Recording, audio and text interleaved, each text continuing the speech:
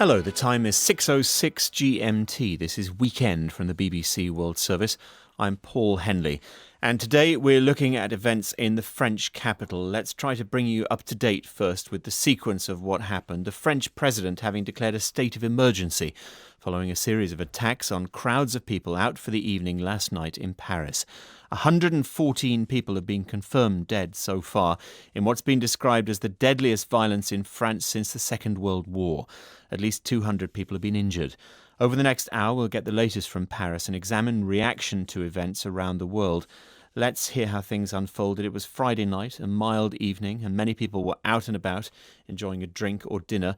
First reports of gunfire came from Le Carillon bar, which is in the popular 10th arrondissement or district at about 9:20 local time, PM. Witnesses initially thought a firework had gone off until people realised that an unmasked gunman was opening fire with a semi-automatic weapon. Then the gunman turned to Le Petit Cambodge in the same street. Witnesses say at least 10 people were killed there. A little later, shots were heard at a branch of McDonald's on the Canal Saint-Martin. Police said dozens of people were killed in attacks in restaurants and bars in the 10th arrondissement, which were crowded for Friday night. Charlie Pitt is a BBC cameraman. He was 30 metres from a bar where people were shot.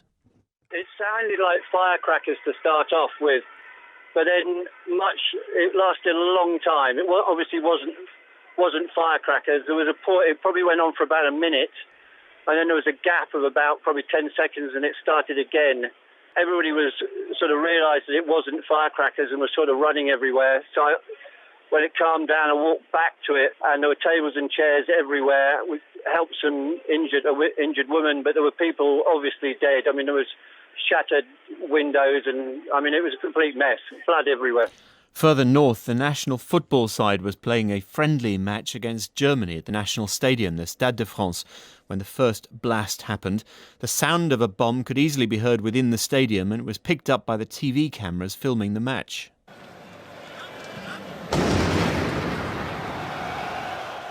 The next reports of shootings came 10 minutes later to the south of the first restaurant attacks at La Belle Équipe bar in the Rue de Charonne in the 11th district. 2 gunmen sprayed bullets across an outside terrace.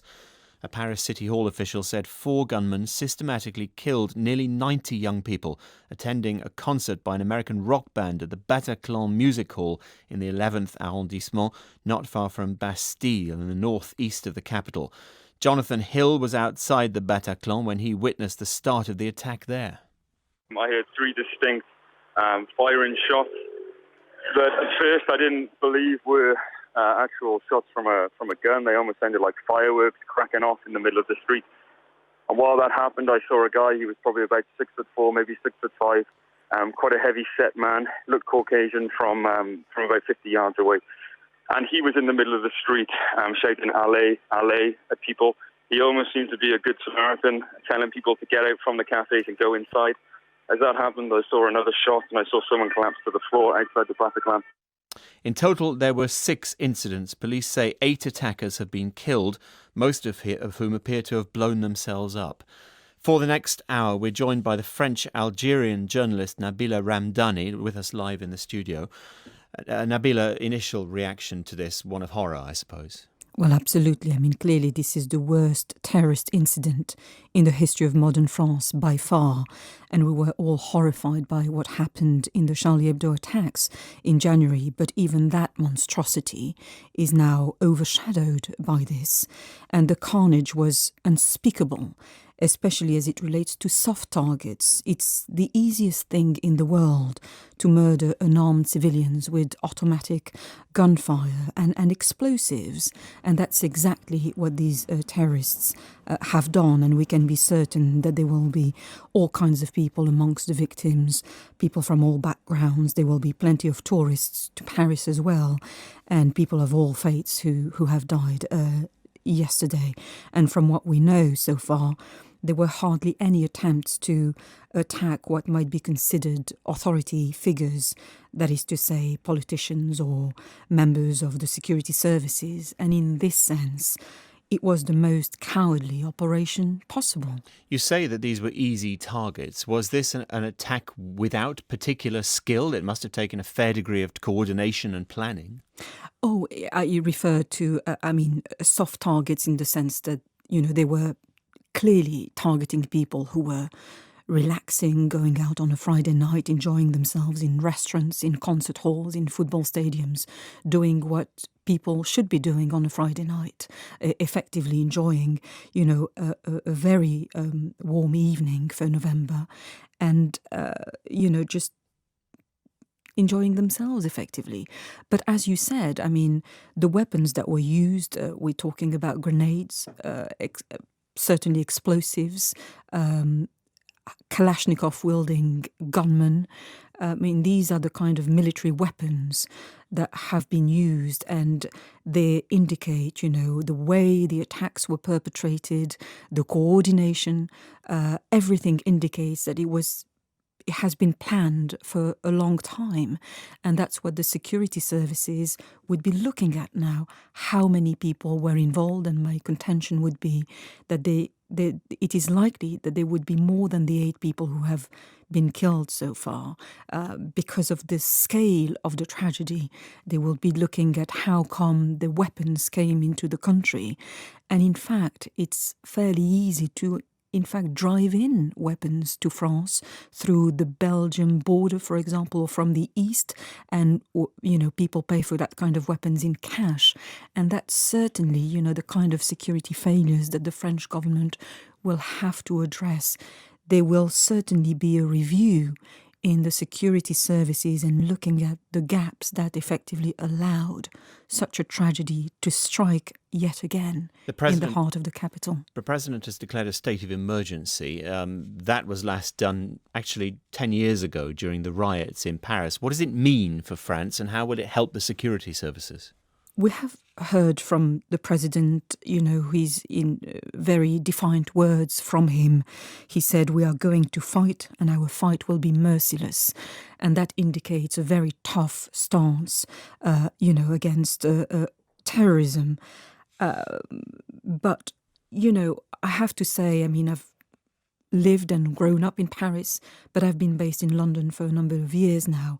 And there's certainly a marked difference between the capital cities in the sense that there is more of a liberal and relaxed atmosphere in France about security matters. And, for example, you would have less CCTV cameras, for example, or less scrutiny. People are very protective about their privacy and don't tend to,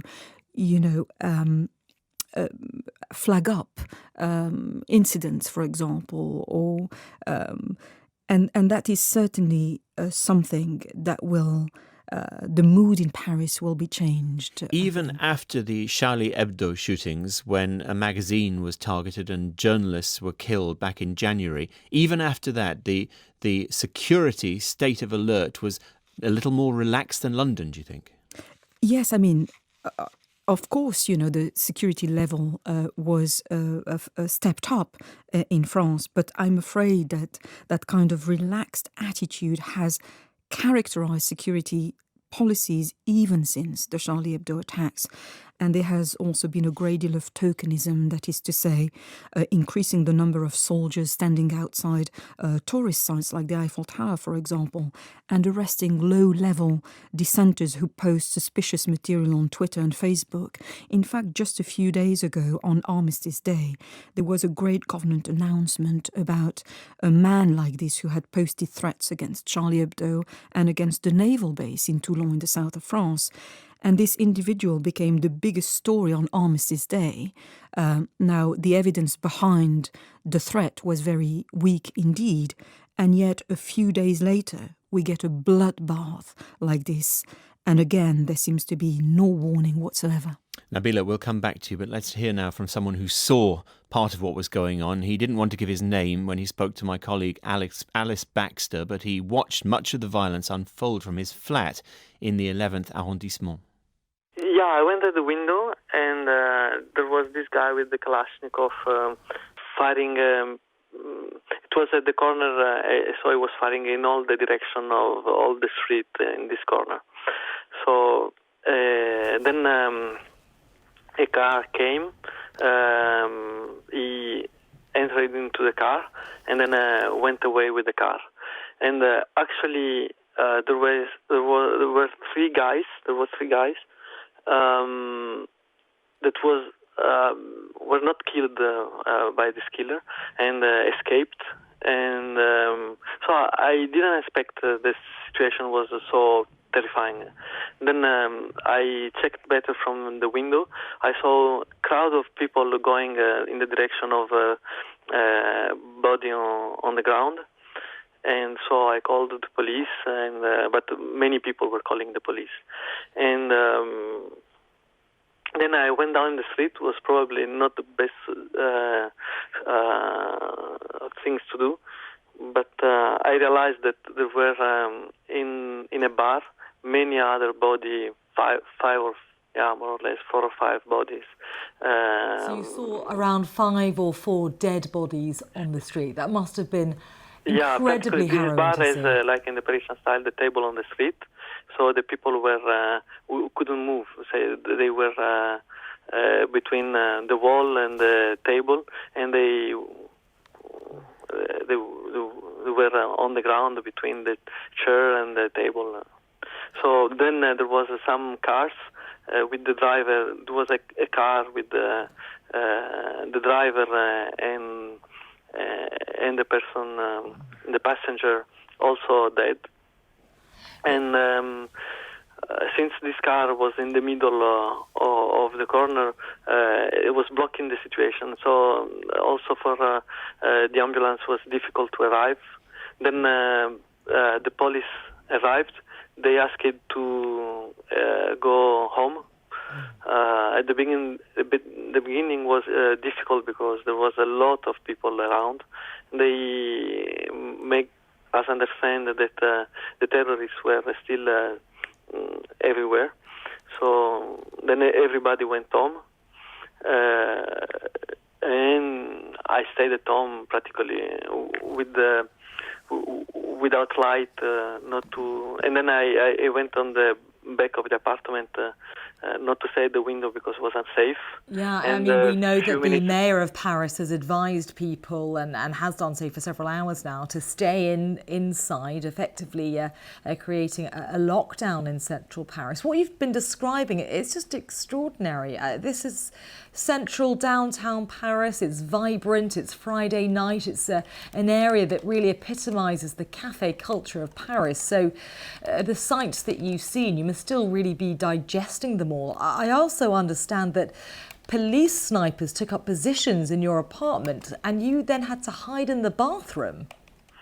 Yeah, actually, a few minutes after, they knocked at the door and they asked me if they could use the apartment because my apartment has it was on the scene, so they enter in the apartment. Then I haven't seen what happened after because actually they didn't ask me to stay in the bathroom, but it was probably the safest place in the apartment, and I stayed there. Also, not to deconcentrate the guy, and so I don't know what happened. He stayed at the window probably. He was fully armed, and probably 1 hour ago, 2 other guys came helping him, and 20 minutes ago everything finished. So they said thank you and they went away. And how do you feel now? Do you feel safe? Do you feel scared? How do you feel?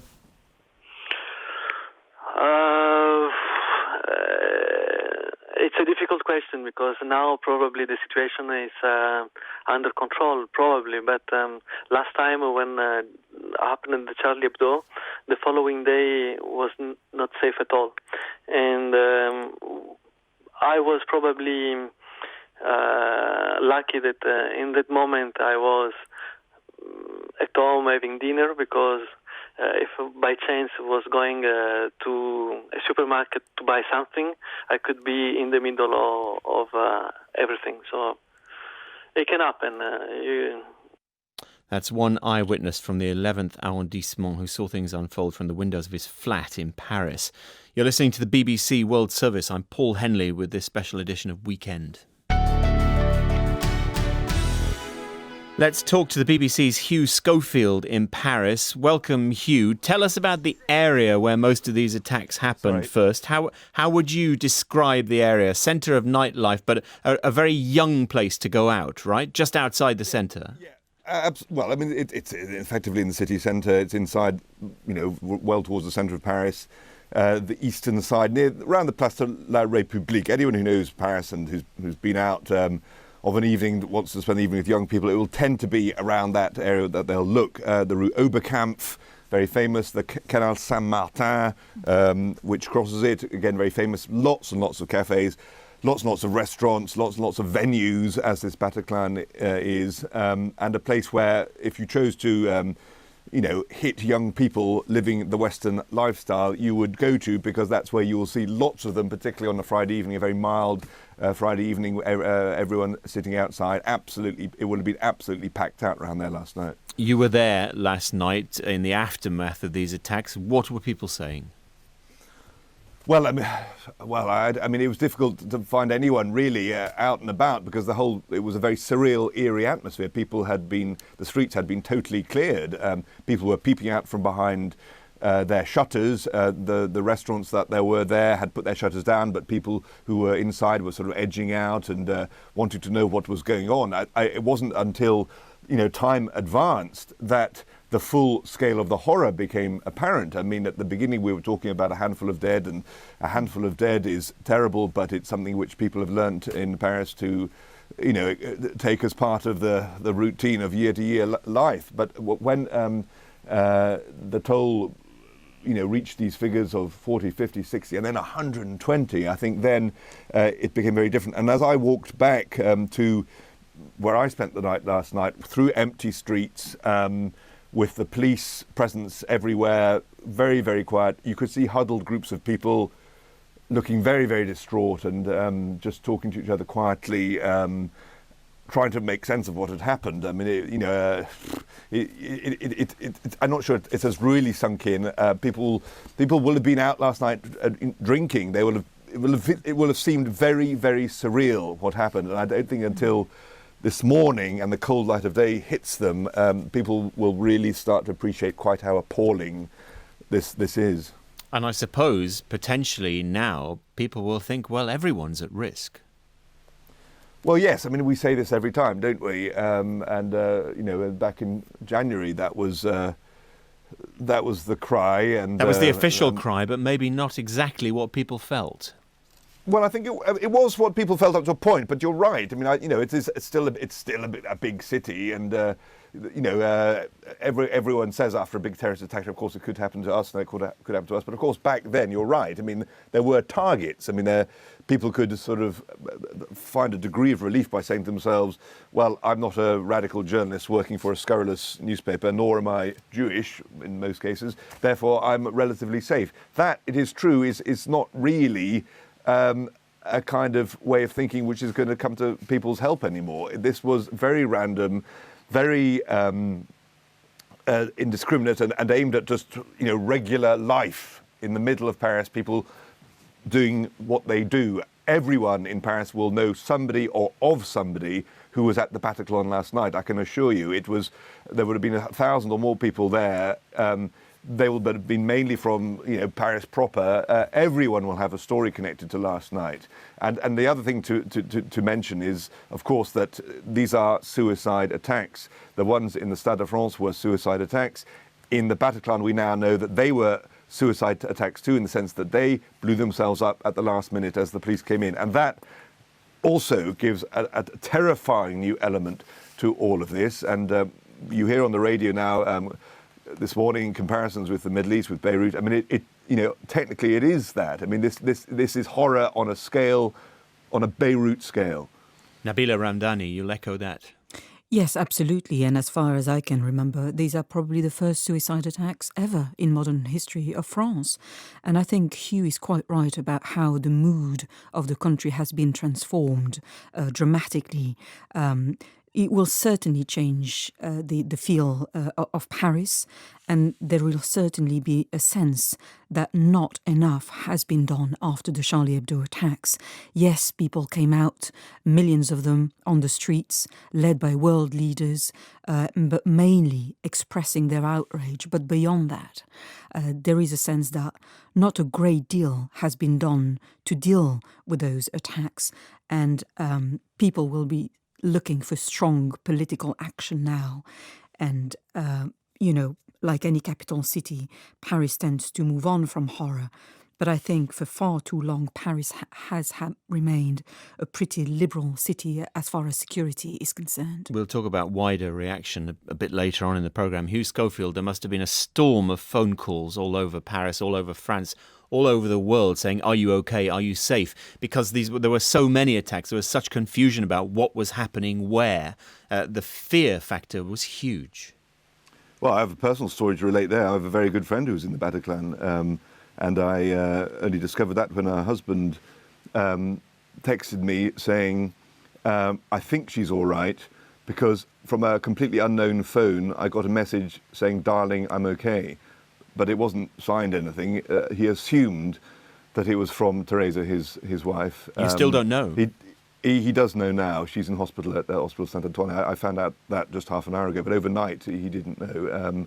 She's a very good friend of mine, as is he. She would have been there. She would have been one of the lucky ones who got out. There were lucky ones. I mean, it wasn't everyone who died. They were hearing stories of people who managed to get up into the eaves, into this attic of the Bataclan by bashing a hole in the ceiling from the loos or something like this, and about 60 of them hid up there while the horror unfolded. But yes, as I was saying before, I mean, everyone will have a story. I have teenage children or young adult children. They could easily have been there. Anyone in Paris could have had a child or a friend at that concert. It was the Bataclan is a well-known place. This group is an up-and-coming popular band with a hip crowd. They'll all have been out there, yeah, I mean, it was when it really hit home last night. I think to me, as much as to anyone else, it does feel different from Charlie Hebdo in the sense that it was so random and so much targeted at nothing in particular and everything. Hugh Schofield in Paris, many thanks. Hope to talk to you again soon. Nabila, very briefly, a permanently changed Paris, do you think? Yes, absolutely. And to continue, with the personal stories about concerts. I was in Paris earlier this week at a U2 concert, and there is supposed to be one tonight, which of course has been cancelled for security reasons. So definitely a change of mood. You're listening to Weekend from the BBC World Service, where we're concentrating on shocking events in Paris. We're live from London. Stay tuned if you can.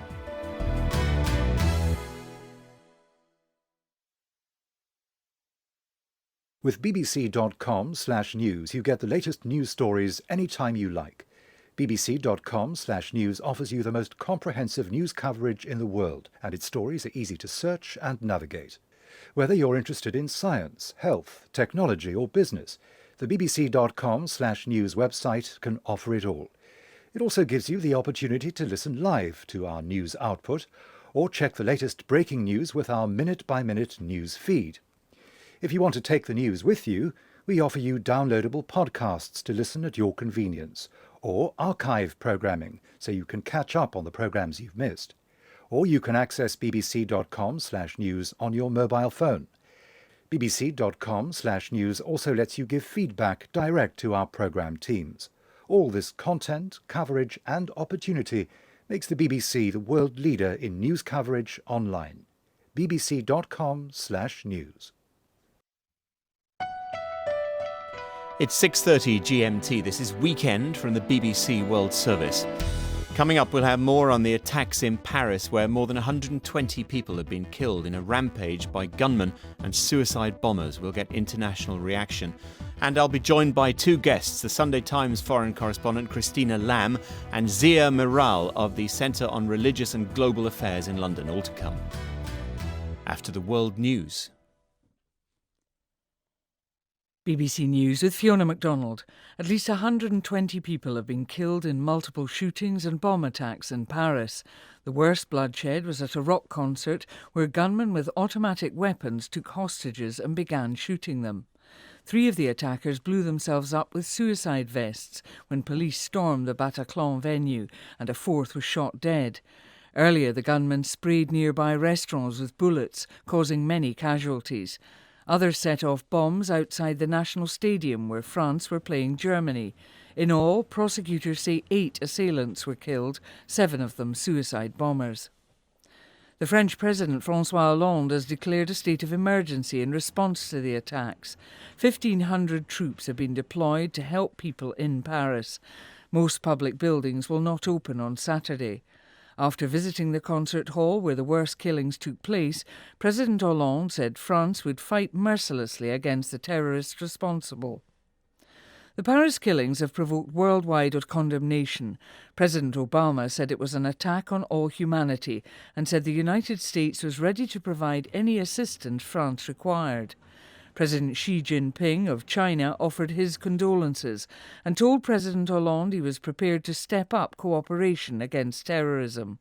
The Iranian President Hassan Rouhani has also strongly condemned the attacks.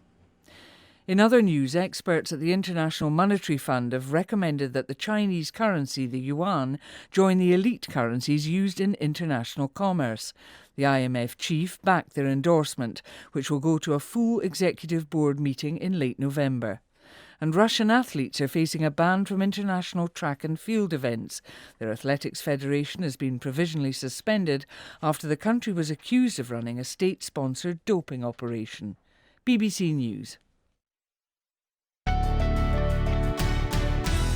Hello, it's 6:32 GMT. You're listening to Weekend from the BBC World Service with Paul Henley. I'm joined by the French-Algerian journalist Nabila Ramdani, giving us a reaction, along with many others, to events in Paris overnight, which you're probably becoming aware of if you weren't a few minutes ago. I've also joined by our guests for today's programme here on Weekend. Christina Lamb is foreign correspondent for Britain's Sunday Times newspaper, and Zia Miral is Turkish-born director of the Centre on Religious and Global Affairs in London. Zia, welcome to the programme. Good morning. And Christina, hi. Morning. Zia, your project is on religion and failed states, exploring why religious groups and extremism emerge in war-torn countries or places where the state is absent. Yes, indeed. Too early to say whether your field of work exactly is relevant to what's happened in Paris. Just give us your reaction, though. Obviously, the specific details of the Paris attack last night will be clear, so we'll be able to make a better judgment in a few hours. No one's claimed responsibility yet. And that's absolutely fine at this stage as well. And we have seen patterns of even ISIS-related attacks where they did not necessarily claim the attack or owned it, or it took a while, etc. But obviously, we do have a usual kind of hunch about the networks that are behind it. The conversation about Syria is something that obviously has to be part of this discussion. France has more than 1,000 known jihadis fighting within ISIS ranks in Syria. And I think it's been a concern for a lot of European security officials that sooner or later those people with EU passports, if not the passports of their particular countries, will pose a serious terror risk. And sadly, 4 years after the Syrian war that has really ravaged such destruction, we are now seeing the spillovers not just in Paris, but we saw it in Beirut, we saw it in Ankara, we saw it in Sharm el-Sheikh, the bomb explosion as well. So we are seeing a really worrying pattern of a much larger footprint.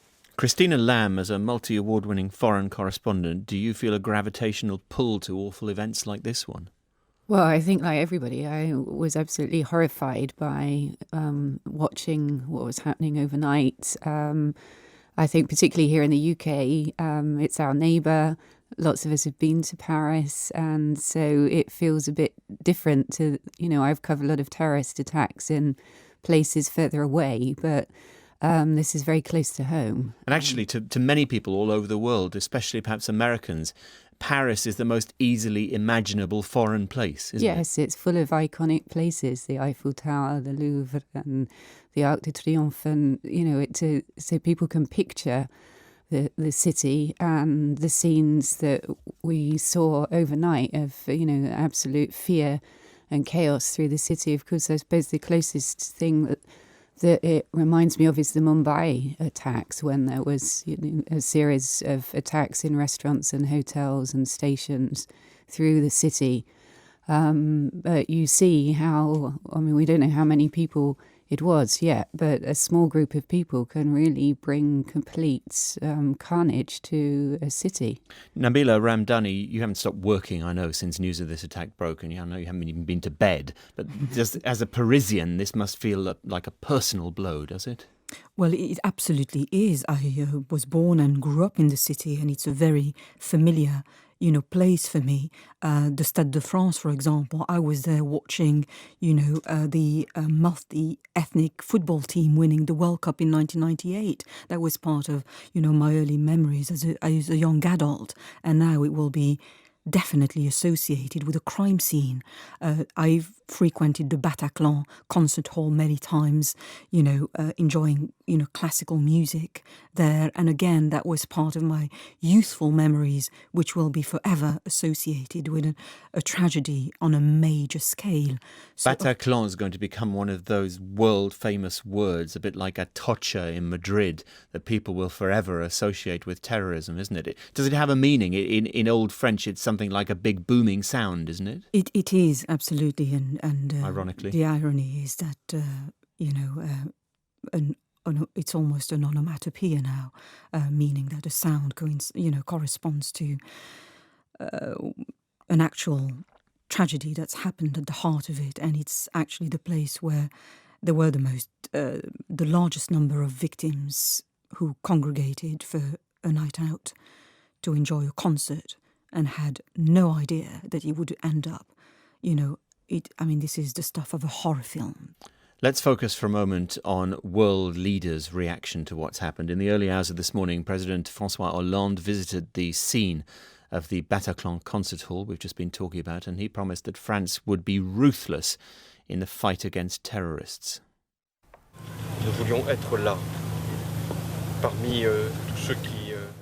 We wanted to be here, among all those who saw these atrocious things, to say that we are going to fight, and our fight will be merciless, because these terrorists that are capable of such atrocities need to know that they will be confronted by a France that is determined, unified and pulled together, and a France that will not let itself be overawed, even if today it is expressing an infinite amount of emotion at this drama and this tragedy, which was an abomination and a barbaric act.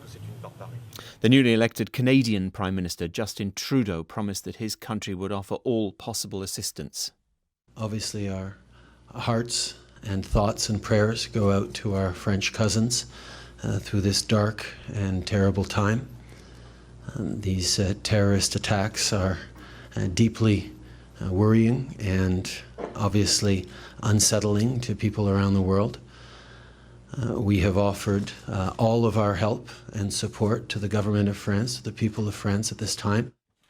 President Obama condemned the attacks and offered US support to France. This is an attack not just on Paris, it's an attack not just on the people of France, but this is an attack on all of humanity and the universal values that we share. We stand prepared and ready to provide whatever assistance that the government and the people of France need to respond. President Xi Jinping of China has offered his condolences and told President Hollande he was ready to step up cooperation against terrorism. Russia condemned what it described as inhuman murders. Iran's President Hassan Rouhani, who is due to visit France on Monday, has condemned these attacks as an inhumane crime. Several of the world's most famous buildings, including the World Trade Center in New York and Tower Bridge in London, have been lit up with the colours of the French flag in a gesture of solidarity. These are sentiments entirely, I suppose, to be expected from world leaders, but Nabila Ramdani, somewhat more heartfelt than their usual statements. You won't have heard in the translation there of President Hollande, but his voice was shaky. He seemed to show genuine emotion. Might he be criticised for that, or is this simply a human reaction? Well, it's first and foremost a human reaction, how not to be perturbed by, such a tragedy striking in the heart of your capital city, and indeed of a Western capital city, which explains, the huge amount of sympathy and solidarity shown around the world. We've heard from your correspondent in Paris earlier, and he, compared this kind of attack with the attacks you get, and I'm sure, Christina, you'll agree with that, with the kinds of attacks you get in devastated countries like Beirut or Syria or indeed Iraq. You wouldn't associate suicide bombings, and several of them, with central Paris. Christine, yes, there will be people in Paris thinking they are in a war zone now. Yes, they must feel like that. I mean, it's only 10 months after the Charlie Hebdo attack. There was that attempted gun attack on the French train.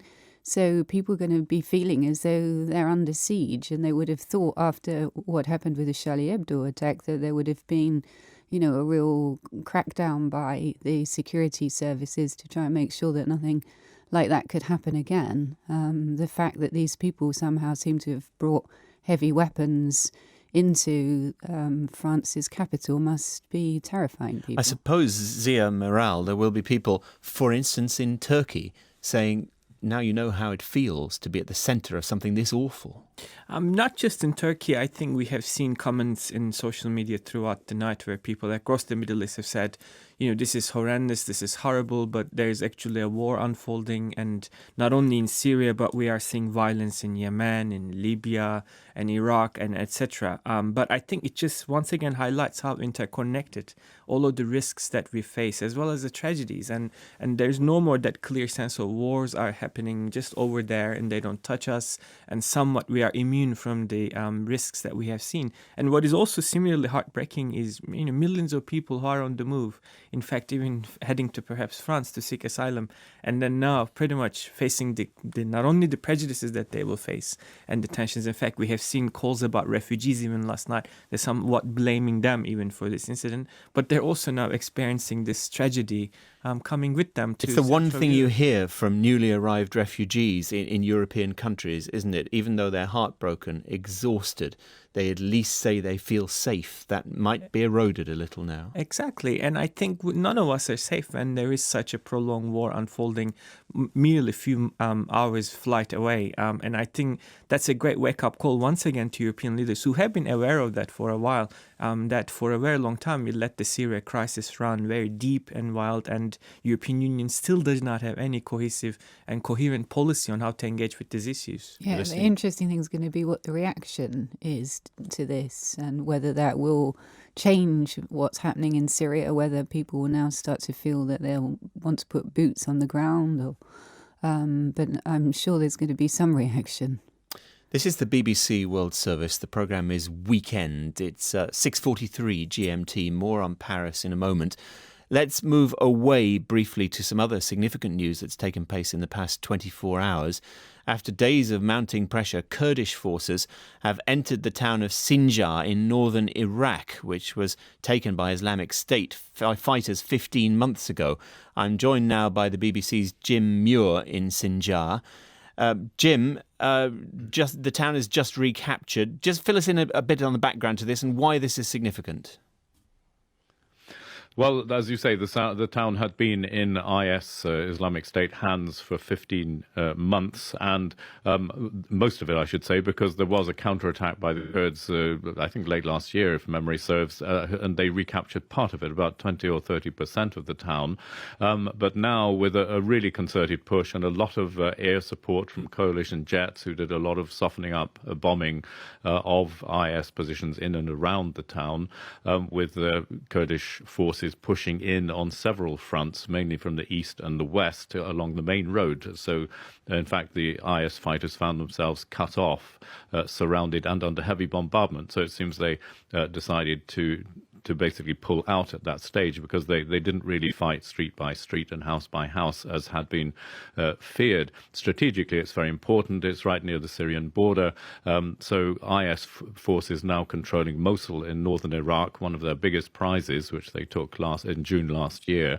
They are now starting to feel a bit cut off, because that was one of their main supply lines, although they still have others open further towards the south. I went into Sinjar shortly after it had fallen to the Kurds, and this is the scene that we saw there. Well, this is just on the outskirts of Sinjar, and there's a couple of bulldozers busily opening up the road into town after the capture by the Kurds of the town. They say it's now open, and they're showing that physically by bulldozing away big earthworks that have been blocking this main road just on the north side of the town. Well, we're just walking down the road into town now, into the town centre. The road is still covered with rubble. There's some marks of exploded ordnance, spent ammunition cases and so on, and lots of jubilant Kurdish fighters. Yeah, just at the roadside here, an exploded bomb, we believe. Saying stick on the main road, because in all the side streets and houses and things there are bombs. There's no resistance at all left, is it? Right. He said ISIS just put up smoke screens and fled under the cover of smoke. Just picking our way through. Looks like a real battlefield here. It's a road, but it's just covered with the charred remains of knocked out vehicles, twisted, blackened trucks, and all kinds of wreckage. And the road's strewn with rubble, and you've got to be really careful, because some of it might be explosive. This is very well clearly defined path through the rubble here, so it's probably pretty safe. Yeah, exactly.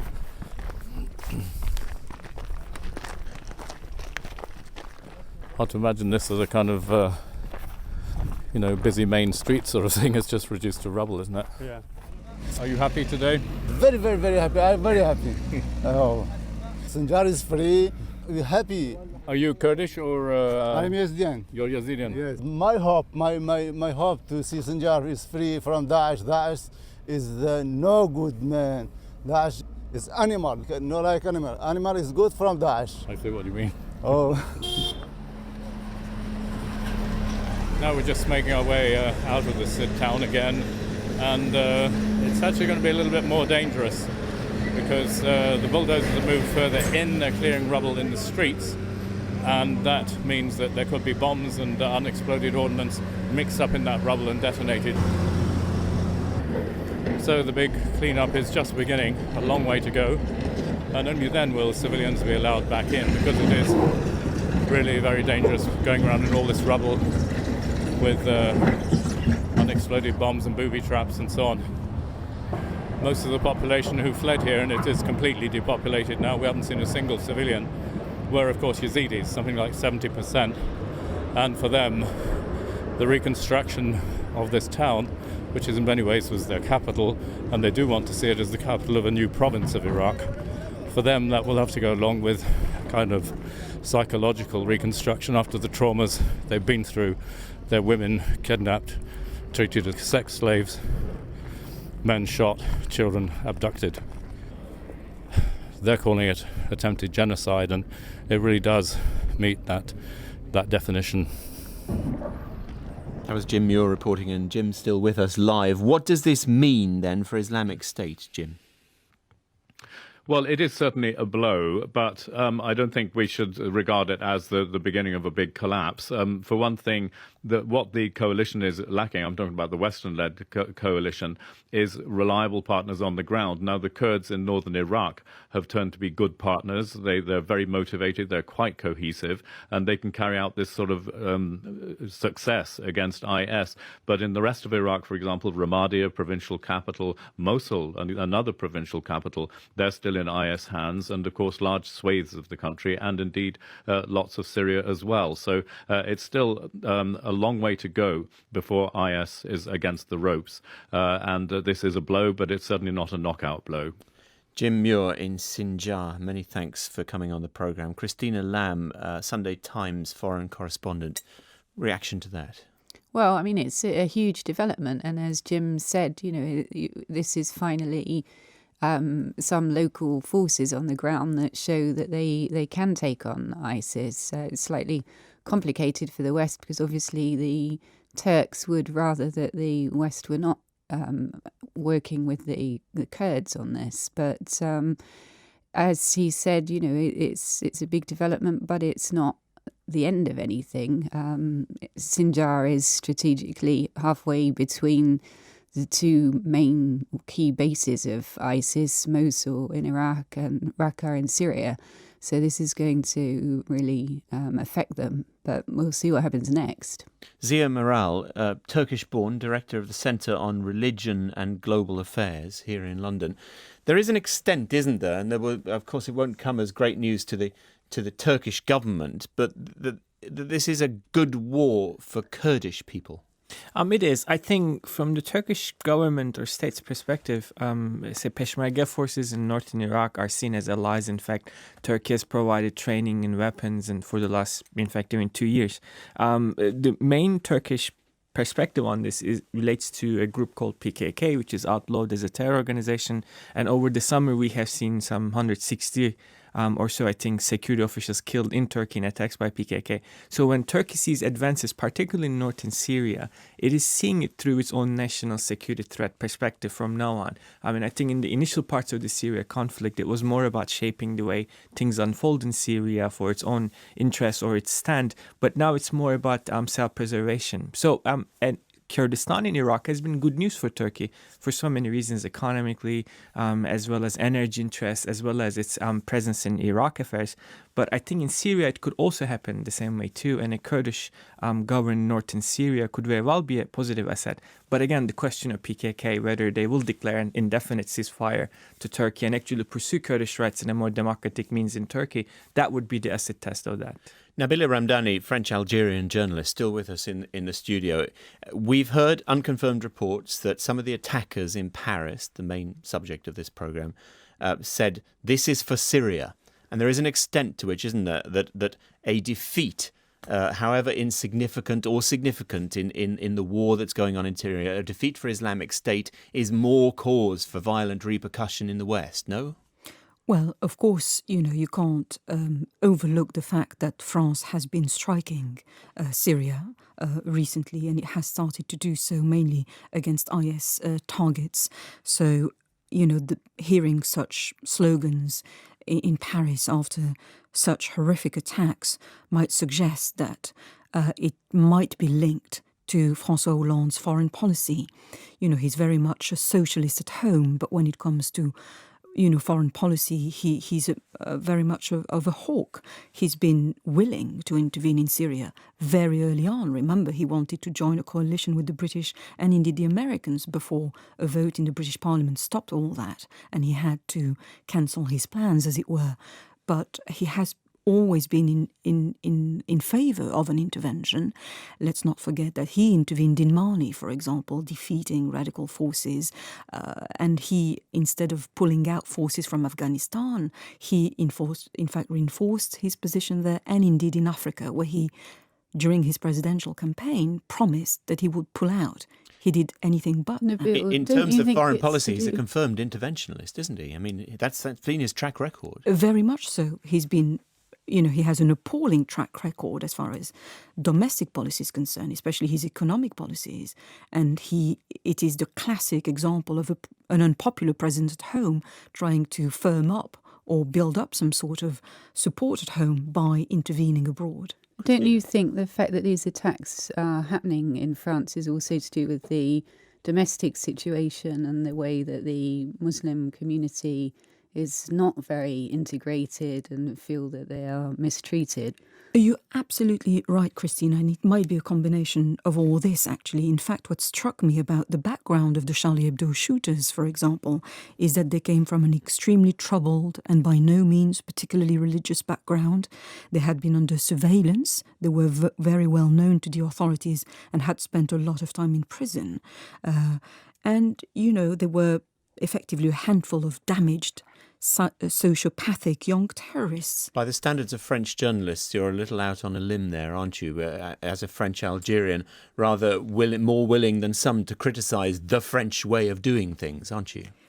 Well, I think we have to deal with the reality of things as well. You know, this is the second spectacular terrorist attack in the French capital 10 months after, very shocking similar incidents, albeit on a minor scale. And I think the French authorities, it's probably not a time to criticize them. And I'm sure they will be doing everything they possibly can to make people in France feel safe and indeed secure. But there will certainly be a reviewing of security failings, as it were, in the wake of such carnages. Zia Meral, how do you think President Francois Hollande is likely to appear on the world stage in reaction to what's just happened in Paris? I think just like again in Charlie Hebdo incident, there would be and there is already a really wide international support to France and attention. I think there is a genuine sense that what happened in Paris could have very well happened in London or any other European capital to that extent. Yeah, I think that's what everybody's thinking, isn't it? Exactly. Watching it, could be us. Exactly. And I think that brings a lot of sympathy. But there is, obviously the whole foreign policy and its relations to what happened, it's at the moment it's too premature to really decode all the different dynamics.